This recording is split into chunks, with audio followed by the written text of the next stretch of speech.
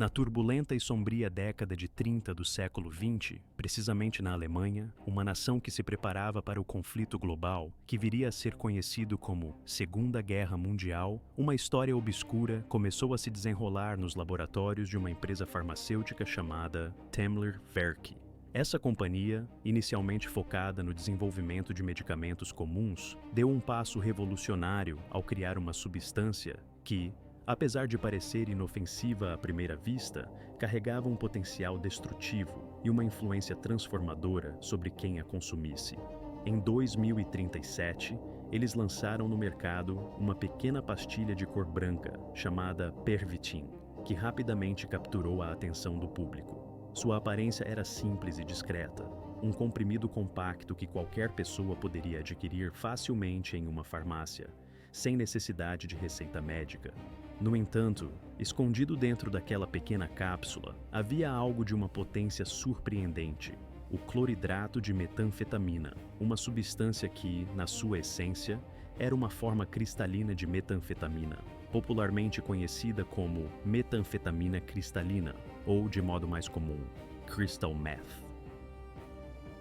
Ainda que a droga em si não fosse uma invenção recente, tendo sido sintetizada pela primeira vez no Japão em 1893 e posteriormente transformada em comprimidos durante os anos de 1910, a versão de Temmler foi a que verdadeiramente conquistou o mercado e despertou uma nova era de consumo legal de estimulantes extremamente potentes. A campanha de marketing de Pervitin foi engenhosa e abrangente, apresentando a droga como uma solução diária para aumentar a energia, melhorar a autoconfiança, elevar o estado de alerta e até mesmo auxiliar na perda de peso. Propagandas promissoras garantiam que os usuários poderiam manter-se acordados por longas horas para trabalhar mais, estudar com maior concentração ou simplesmente sentir-se mais bem dispostos. A droga rapidamente se tornou um fenômeno de massa, especialmente entre diferentes segmentos da sociedade alemã. Donas de casa, estudantes, operários de fábricas e outros trabalhadores que buscavam uma ajuda extra para enfrentar a rotina exaustiva. Era comum, ao visitar qualquer farmácia na Alemanha, encontrar pacotes de Pervitin à venda de forma aberta, acessível a praticamente todos que desejassem experimentar seus efeitos. Contudo, essa popularidade chamou a atenção de um setor muito mais sombrio e estratégico: o exército nazista. Os militares perceberam uma vantagem potencial na substância. Ela proporcionava uma sensação de menos fadiga, maior foco mental e uma coragem quase insuperável. Assim, começaram a testar seu uso em soldados, com resultados surpreendentes. Os militares descobriram que aqueles que ingeriam Pervitin não precisavam dormir por longos períodos, não sentiam fome nem cansaço, e podiam marchar por dezenas de quilômetros, lutar com uma força renovada e agir com uma determinação quase mecânica. A droga funcionava como um interruptor que transformava homens comuns em máquinas de guerra. A eficiência dessa substância impressionou os altos comandos do exército alemão, levando-os a oficializar seu uso em larga escala. Já no ano de 1939, a produção do estimulante foi intensificada ao ponto de atender à demanda crescente.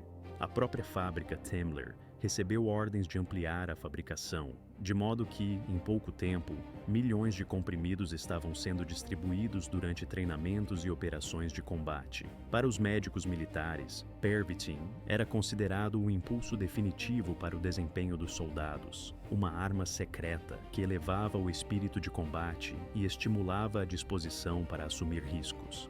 Chegaram a publicar artigos científicos em periódicos controlados pelos nazistas, elogiando as qualidades da droga e sua capacidade de transformar soldados comuns em combatentes implacáveis, com uma coragem e resistência quase sobrenaturais. Quando, em abril de 1940, a Alemanha se preparava para invadir a França, a droga já fazia parte integral do planejamento militar.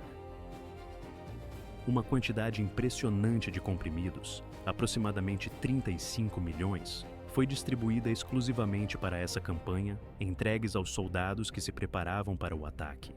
Cada combatente frequentemente consumia 2 ou 3 comprimidos, permanecendo acordado por 2 ou até 3 dias consecutivos, sem sinais de cansaço. Relatos históricos indicam que alguns soldados marcharam mais de 50 quilômetros sem descanso. Outros dirigiram tanques durante toda a noite com uma concentração absoluta, enquanto pilotos realizavam missões em altíssima velocidade, totalmente estimulados e sem sinais de fadiga.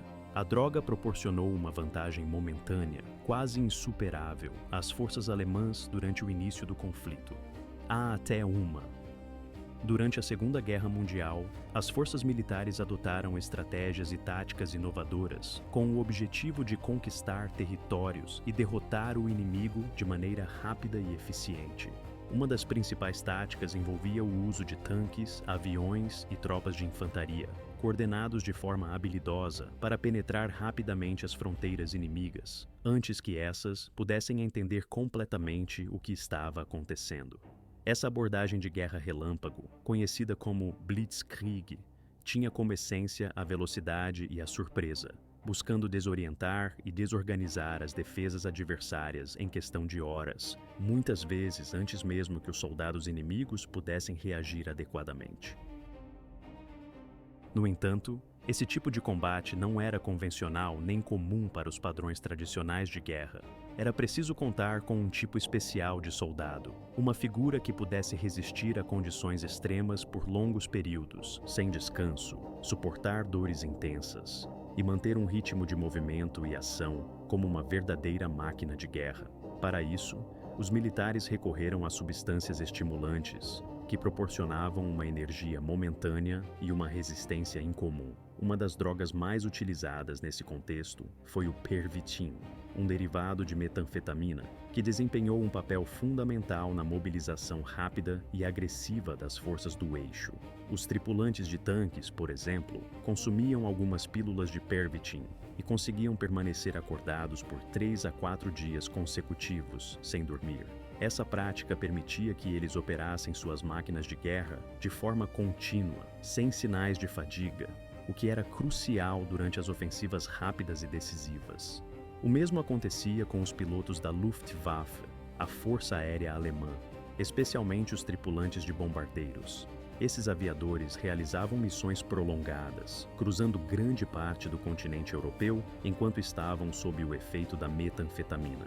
Algumas dessas missões duravam de 8 a 10 horas, durante as quais eles decolavam, realizavam ataques e voltavam ao ponto de origem, tudo sob o efeito estimulante que aumentava sua resistência física e mental. Essa estratégia de manter os pilotos sob o efeito da droga durante longas horas foi fundamental para o sucesso de ataques aéreos coordenados e de grande alcance. Na terra, a intensidade da guerra também atingia níveis extraordinários. Os soldados de infantaria marchavam por mais de 36 horas seguidas, sem sequer uma pausa, carregando equipamentos pesados, atravessando florestas densas, neve ou lama, e ainda assim, mantendo a energia necessária para lutar corpo a corpo. Muitos desses soldados percorriam mais de 80 quilômetros em apenas 2 dias de avanço constante, uma performance impressionante que demonstra a força proporcionada pelo uso dessas substâncias estimulantes. Grande parte dessas ações ocorreu durante a invasão da França, um dos momentos mais marcantes do conflito, especialmente na famosa ofensiva na Floresta de Ardenas, em maio de 1940. A região de Ardenas era considerada uma zona praticamente impossível de atravessar, com tanques de guerra, devido ao seu terreno acidentado e à densidade da vegetação. Os franceses acreditavam que a resistência ali seria inviável, esperando que os alemães evitassem aquela área difícil. Contudo, os nazistas realizaram uma manobra surpreendente e extremamente rápida, rompendo as defesas na Ardennes em um tempo recorde, deixando as forças britânicas e francesas completamente surpreendidas. Muitos desses soldados alemães estavam há dias sem dormir, impulsionados pelo uso contínuo de metanfetaminas. Na verdade, Alguns oficiais superiores chegaram a orientar seus comandantes a fornecer 2 pílulas de Pervitin por dia a cada soldado, com doses adicionais durante as batalhas mais pesadas, para garantir que a força física e mental fosse mantida ao máximo. Contudo, essa estratégia tinha um lado sombrio. Após o efeito inicial de euforia e aumento de energia, vinha uma fase de queda abrupta, conhecida como o crash. Quando o efeito do Pervitin desaparecia, os soldados experimentavam uma série de efeitos colaterais devastadores. Muitos sentiam tontura repentina, paranoia extrema, fraqueza muscular, e alguns chegavam a desmaiar no meio do combate, incapazes de continuar lutando. Outros se tornavam agressivos e confusos, perdendo o controle de suas ações. Algumas pessoas tinham alucinações, acreditando estar sendo perseguidas ou cercadas por inimigos invisíveis, mesmo quando nada ameaçava sua segurança. Em alguns casos, Entire e esquadrões precisaram ser retirados do campo de batalha imediatamente, pois o impacto do crash era tão severo que comprometia a capacidade de combate dos soldados. Relatos de soldados ficando insanos também começaram a surgir no início de 1900 e Quar. Essa combinação mortal criou um verdadeiro coquetel de destruição, uma mistura que teve efeitos devastadores sobre aqueles que a consumiram. A metanfetamina, popularmente conhecida como meth, proporcionava aos seus usuários uma energia descomunal, uma sensação de alerta extremo e uma agressividade que parecia não ter limites. Essa substância, muitas vezes administrada em doses elevadas, deixava as pessoas completamente despertas, mas ao mesmo tempo mais propensas a atos de violência e hostilidade. Por outro lado, a morfina, um potente analgésico, tinha o efeito de embotar as sensações, deixando quem a usava quase que completamente insensível às dores físicas e emocionais. A combinação dessas duas drogas criava um efeito paradoxal, uma mistura de hiperatividade e apatia, de agressividade e apatia, que poderia facilitar a realização de atos desumanos, sem que quem os cometia sentisse qualquer remorso ou hesitação. Dentro do contexto sombrio dos campos de concentração, alguns médicos nazistas acreditavam que esse uso combinado de drogas poderia ajudar a manter as tropas e os oficiais sem emoções, ou seja, free-blooded, como eles diziam, capazes de agir de maneira impassível diante das atrocidades. Outros, porém, demonstravam uma completa indiferença às consequências que essas substâncias poderiam causar às vítimas, pois estavam mais interessados nos resultados clínicos e nos experimentos macabros do que com o bem-estar dos presos. Assim, médicos como o Dr. Karl Klauberg, especialista em experimentos de esterilização, e Dr. Eduard Wirtz, responsável pelos experimentos em Auschwitz, usavam os prisioneiros como verdadeiros ratos de laboratório. Esses indivíduos eram submetidos a injeções de metanfetamina para testar os limites da resistência humana, incluindo a capacidade de sobreviver sem dormir ou sem comer por períodos prolongados. Muitos eram forçados a suportar torturas até que seus corações, exaustos, parassem de bater.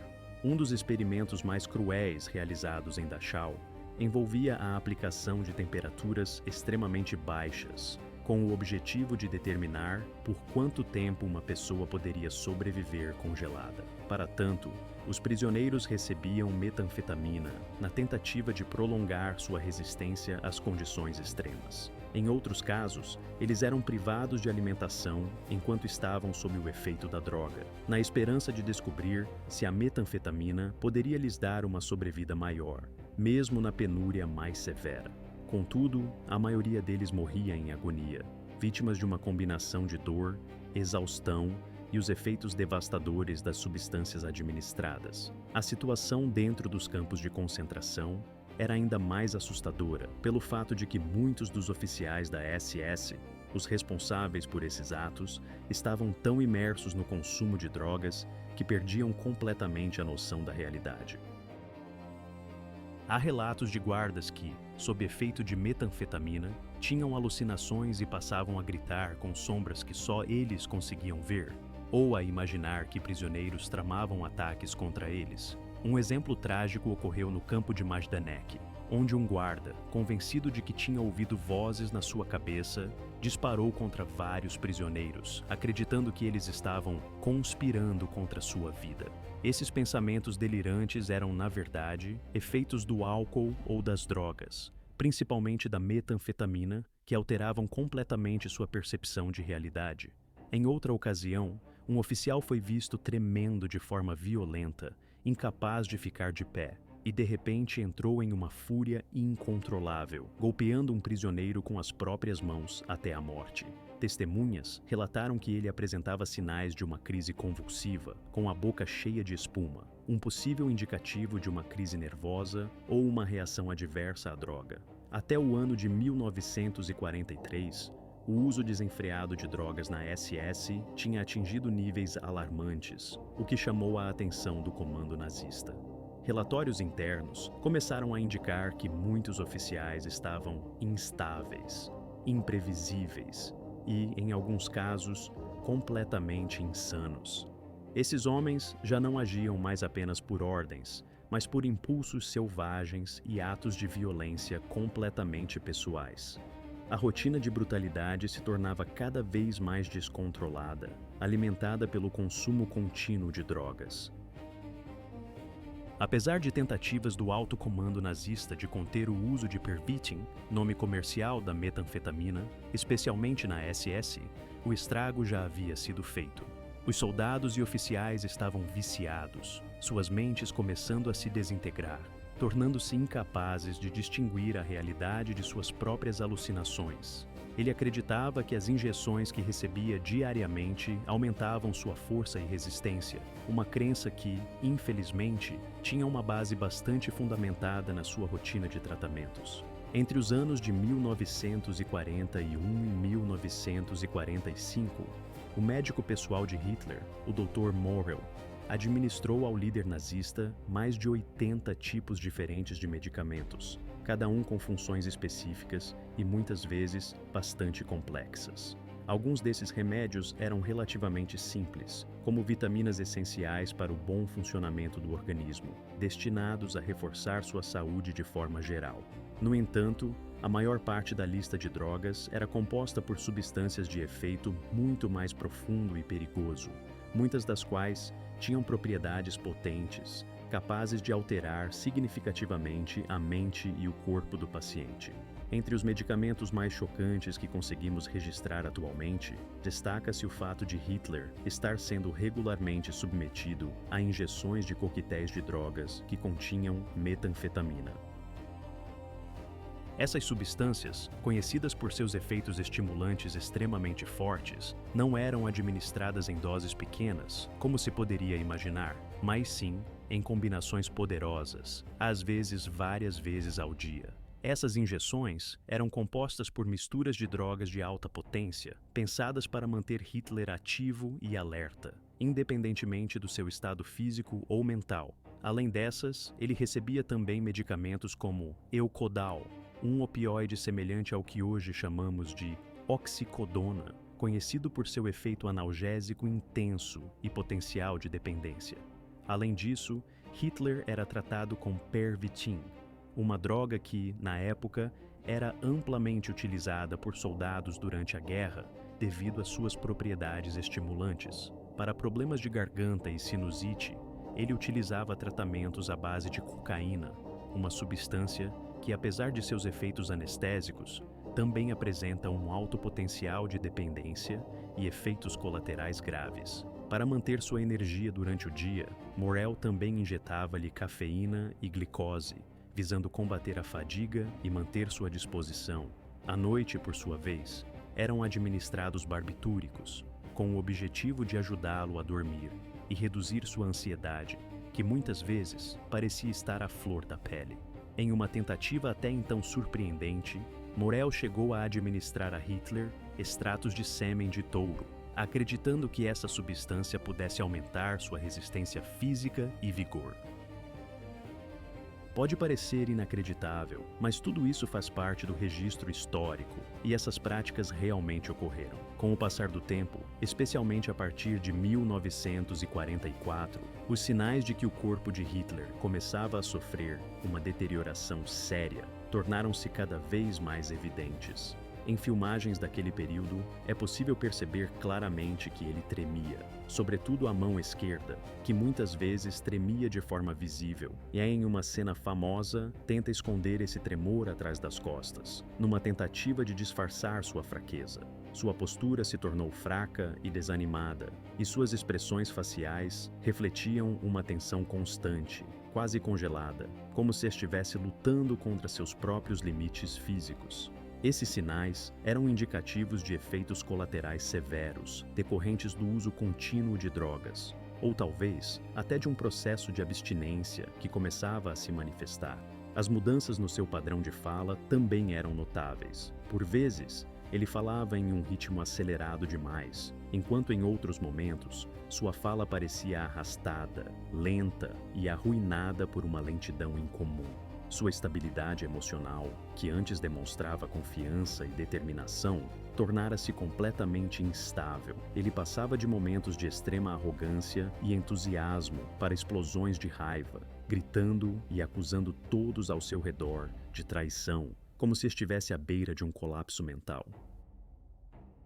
Muitos de seus colaboradores mais próximos passaram a acreditar que sua capacidade de raciocínio também tinha sido afetada por esses fatores. Hitler já não era mais o homem estratégico e perspicaz de anos anteriores. Ele ignorava os conselhos de seus generais, desconfiava de todos e começava a duvidar até mesmo de seus aliados mais fiéis.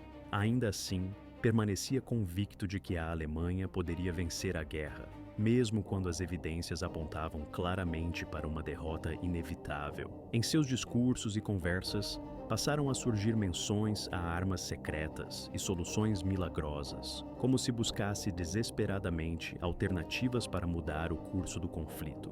Hoje, muitos historiadores acreditam que esse tipo de pensamento poderia ter sido influenciado pelos efeitos das drogas que ele consumia, que afetaram sua capacidade de julgamento. Ao longo de todo esse período turbulento, Morel continuou administrando a máquina de guerra poderosa, que, por muito tempo, parecia invencível, agora encontrava-se completamente destruída e desfeita. As cidades, outrora símbolos de poder e progresso, estavam sendo devastadas, reduzidas a escombros por ondas incessantes de bombardeios. As forças militares, que antes avançavam com confiança, estavam sofrendo perdas terríveis, com soldados caindo em milhares, enquanto os estoques de suprimentos essenciais se esgotavam rapidamente, ameaçando o esforço de resistência. Contudo, ao invés de encararem de frente a dura realidade de sua derrota inevitável, os líderes do regime nazista se refugiaram em uma bolha de mentiras, ilusões e um consumo descontrolado de drogas que lhes permitia manter uma aparência de esperança e força, mesmo enquanto tudo ao seu redor desmoronava. No final de 1944, a situação da Alemanha era dramática e desesperadora. As forças aliadas haviam desembarcado na França, avançando por seu flanco ocidental com uma determinação implacável, enquanto o Exército Vermelho Soviético esmagava as tropas alemãs na direção leste, empurrando-as cada vez mais para dentro do território alemão. A cidade de Berlim, símbolo do poder nazista, era alvo de bombardeios quase todas as noites, lançando uma atmosfera de terror constante sobre seus habitantes. Os civis alemães enfrentavam uma fome severa, o frio intenso do inverno e uma crescente sensação de desamparo, enquanto seus líderes permaneciam escondidos no interior de um bunker subterrâneo sob a chancelaria do Reich, fingindo que ainda tinham alguma chance de vitória. Dentro desse refúgio subterrâneo, os principais dirigentes nazistas fingiam acreditar na possibilidade de uma reversão do curso da guerra, alimentando uma esperança ilusória que, na realidade, era sustentada por uma combinação de delírios, medo e uma dependência cada vez maior de drogas. Muitos deles estavam sob o efeito de substâncias psicoativas, o que lhes ajudava a sustentar a fachada de firmeza e a tomar decisões apressadas e irracionais.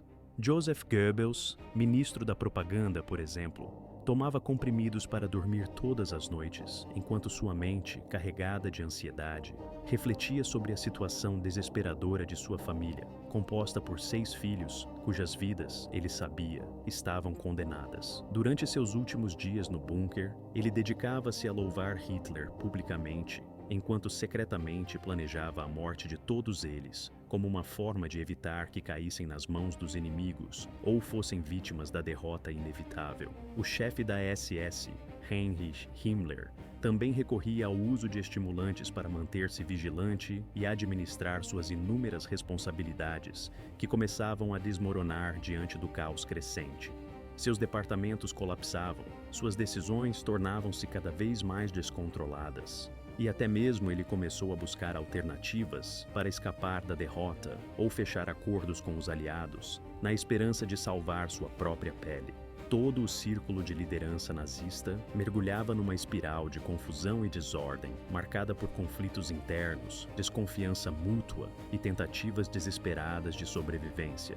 Dentro desse quadro de desintegração, as discussões acaloradas tornaram-se rotina. Alguns membros da cúpula nazista tentaram escapar de Berlim, na esperança de alcançar alguma segurança, enquanto outros permaneceram no interior da cidade, movidos pelo medo, pela lealdade cega a Hitler ou simplesmente pela falta de alternativas. No entanto, a essência do mal que eles representavam não residia apenas no uso de drogas ou na insanidade provocada pelo desespero. Essa essência vinha de sua ideologia perversa, um sistema fundamentado na supremacia racial, no ódio antissemita e na crença inabalável na dominação total de outros povos. As decisões de invadir países, exterminar populações inteiras e construir campos de extermínio foram tomadas por indivíduos que acreditavam profundamente nessas ideias doentias. Embora as drogas não tenham criado o ódio que alimentava esse sistema de violência, elas certamente o agravaram. A metanfetamina, por exemplo, não foi responsável pelo início da Segunda Guerra Mundial, mas funcionou como um acelerador, tornando o esforço de guerra nazista mais rápido, mais agressivo e mais difícil de ser contido. Para um regime já comprometido com a violência e a brutalidade, esse tipo de substância atuava como um combustível que alimentava a fogueira do conflito, intensificando a brutalidade e a resistência insana. Após o fim do conflito, a compreensão do mundo sobre o uso de drogas entre os nazistas começou lentamente a se aprofundar. Documentos, registros médicos, testemunhos e arquivos militares oficiais revelam. É importante também destacar que, durante o período em que os regimes totalitários estavam no poder, nem todos os cientistas envolvidos nos experimentos com drogas realizados pelos nazistas enfrentaram punições. Muitos deles, na verdade, foram discretamente acolhidos por nações como os Estados Unidos e a União Soviética, durante os anos turbulentos da Guerra Fria. Essas nações, em busca de avanços tecnológicos e científicos, criaram programas específicos, como a Operação Paperclip, cujo objetivo era recrutar, de forma clandestina, médicos, engenheiros e pesquisadores que haviam trabalhado sob o regime nazista. Esses profissionais foram trazidos para colaborar em projetos relacionados à exploração espacial, ao desenvolvimento de armamentos avançados e até mesmo na pesquisa médica militar. O conhecimento que esses cientistas adquiriram, especialmente na área de farmacologia, desempenhou um papel crucial na formação de programas militares de drogas, que mais tarde seriam utilizados para aumentar a resistência, a agressividade ou a resistência física de soldados em combate. Então, o que tudo isso nos revela sobre o mundo atual? É fundamental compreender que as substâncias químicas, por si só, não possuem uma essência inerentemente boa ou má. Sua natureza depende inteiramente do modo como são utilizadas, das intenções daqueles que as administram e dos contextos em que elas são empregadas. Na Alemanha nazista, por exemplo, as drogas deixaram de ser instrumentos de cura ou de promoção da saúde transformando-se em ferramentas de controle, manipulação e destruição. Elas foram empregadas para tornar as pessoas mais eficientes na realização de atos de violência e genocídio, acelerando processos que tinham como objetivo eliminar grupos inteiros de pessoas, muitas vezes de forma rápida e sem remorso. Quando se combina uma ideologia extremada, que prega a superioridade de uma raça ou grupo, com substâncias que podem eliminar o medo, a dor ou as emoções, o resultado pode ser absolutamente aterrador. Essas drogas, nesse contexto, não eram apenas medicamentos, mas componentes de uma máquina de destruição que potencializava a capacidade de cometer atos monstruosos sem a freio do sentimento moral ou humano. Assim, essa história nos ensina a refletir sobre o poder das substâncias químicas e o perigo que existe quando elas são utilizadas por interesses que desconsideram a dignidade da vida e os valores universais.